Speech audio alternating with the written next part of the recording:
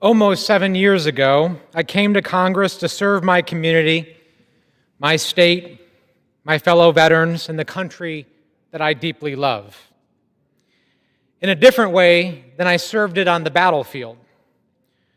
When I put the uniform on as a teenager, I swore an oath to the Constitution, and I stand here today to uphold that oath. I came here to represent a state that has been racked with trauma: Columbine, Aurora Theater, Club Q, Boulder, and most recently Evergreen High. I came here because, like so many of my fellow veterans, I harbor deep resentment for our wars that cost thousands of lives, trillions of dollars, and decades of lost opportunity. I came here because the American working class has been gutted, left behind, and excluded from the American dream while the elites grow wealthier than ever. I came to Congress assuming that, together with my colleagues from both sides of the aisle, we could solve these problems together. And we could have open and safe debates in a free society.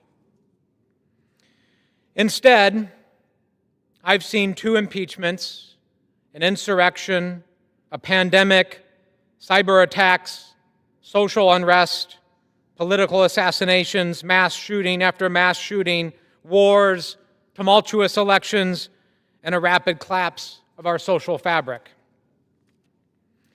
In the last 9 months, the Republican majority has given up the power and the responsibility of Congress to serve the American people and has turned this Congress into nothing more than a rubber stamp for Donald Trump. We should be doing what we were sent here to do, making people's lives better. But the Republican majority has stopped that. The lives of average Americans everywhere are getting much worse. Prices are skyrocketing. Homes are unaffordable. Consumer debt is surging. Unemployment is rising. Credit scores are plummeting. Family farms are going under. And gun violence continues to devastate our schools and our towns. And while Americans struggle, Donald Trump and his family are cashing in at our expense,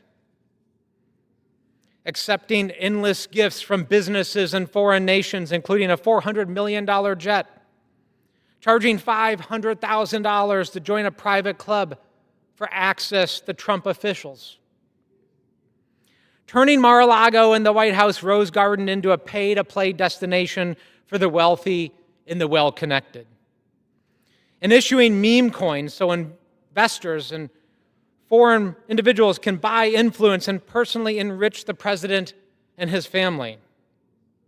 All of this has added billions of dollars to Trump's wealth since becoming president. But while Americans get poorer and Trump gets richer, something darker is happening. The walls of our democracy are being disassembled brick by brick. Federal troops are patrolling our streets to intimidate and instill fear. Senators and members of Congress are thrown to the ground, handcuffed, arrested, and intimidated.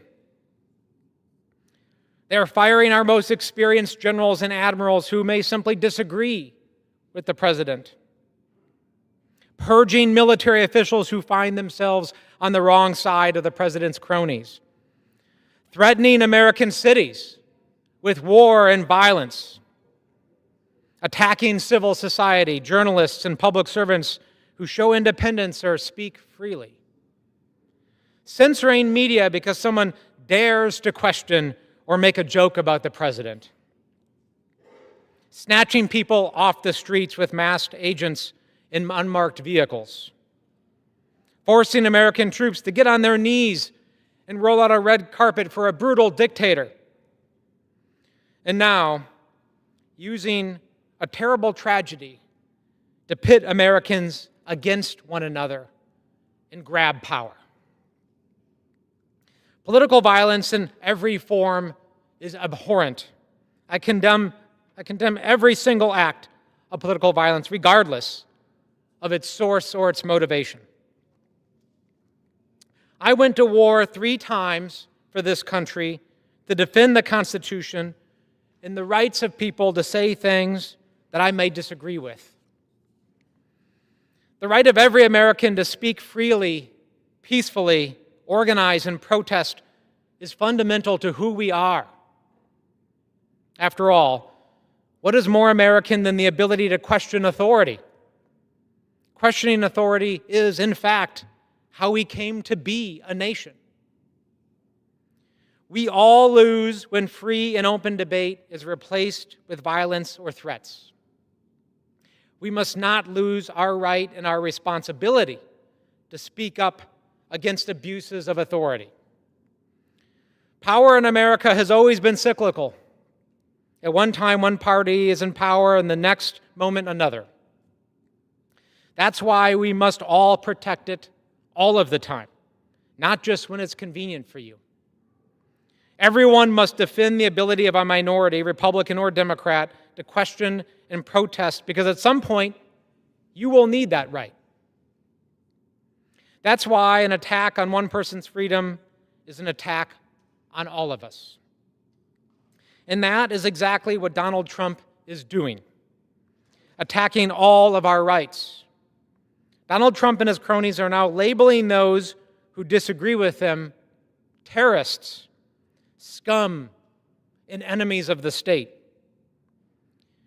And only they will decide what is hateful.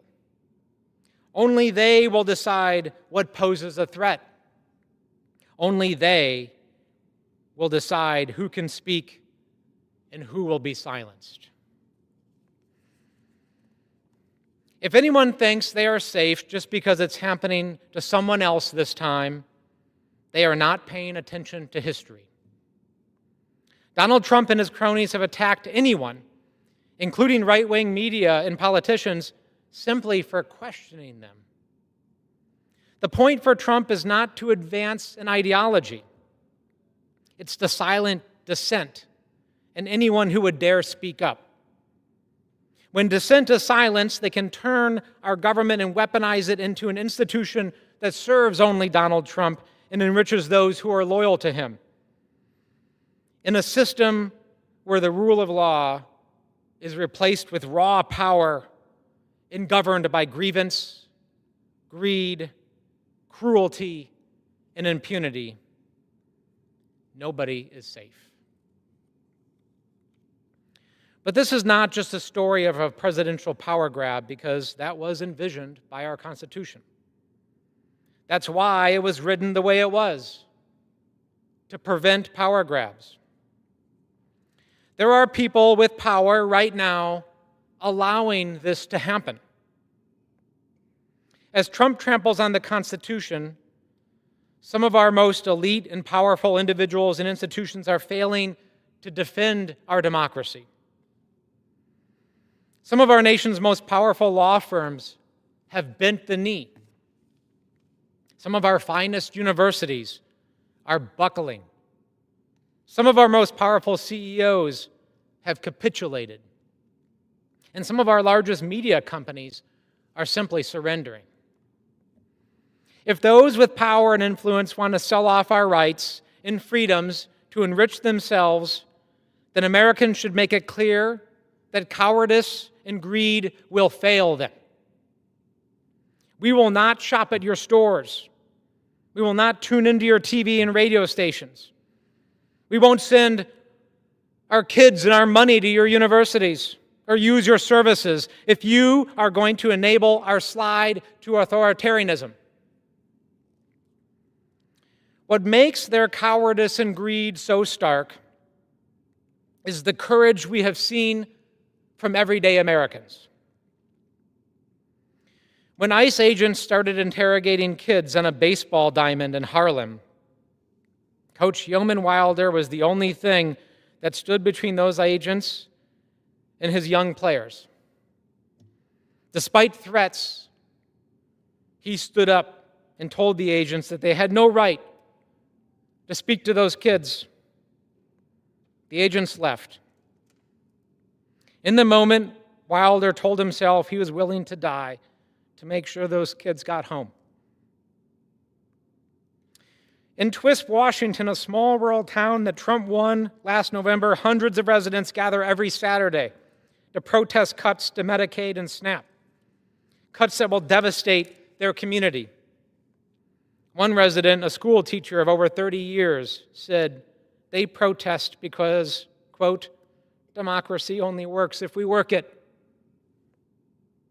In April, millions took to the streets to peacefully protest. We saw massive demonstrations nationwide in cities big and small. In Cortez, Colorado, population 9,600 people showed up. In Gardner, Montana, population 800, 75 people made their voices heard. And in Daleville, Alabama, home to 5,000, 100 members of the community showed up and spoke out. Here in Washington, D.C., as the National Guard is patrolling and ICE agents are dramatically ramping up raids across the city, citizens are starting Instagram pages and Facebook groups to inform fellow citizens of their rights. Parents are patrolling schoolyards to protect the rights of students and other parents. And around the country, journalists investigating and relentlessly searching for and reporting the truth don't stop, despite threats to them and their family. There is courage everywhere we look. We have not yet lost our power.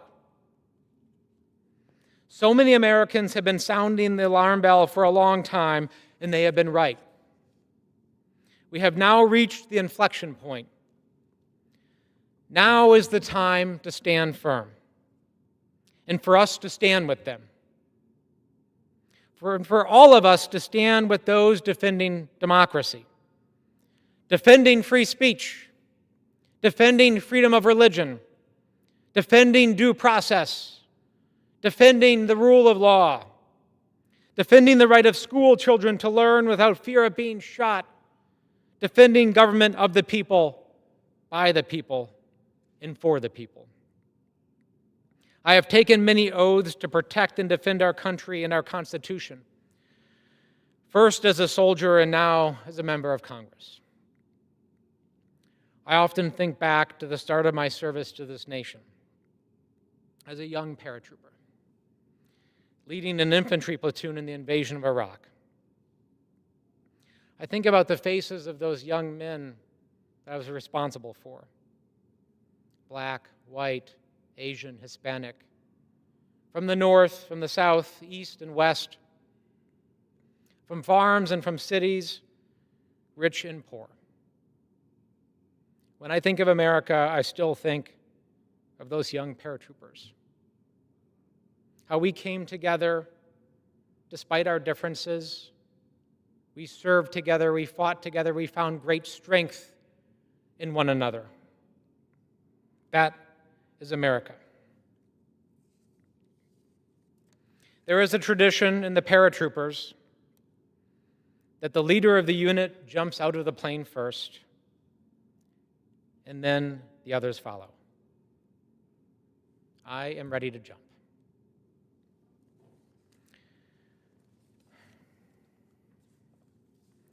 Mr. Speaker, I ask unanimous consent that all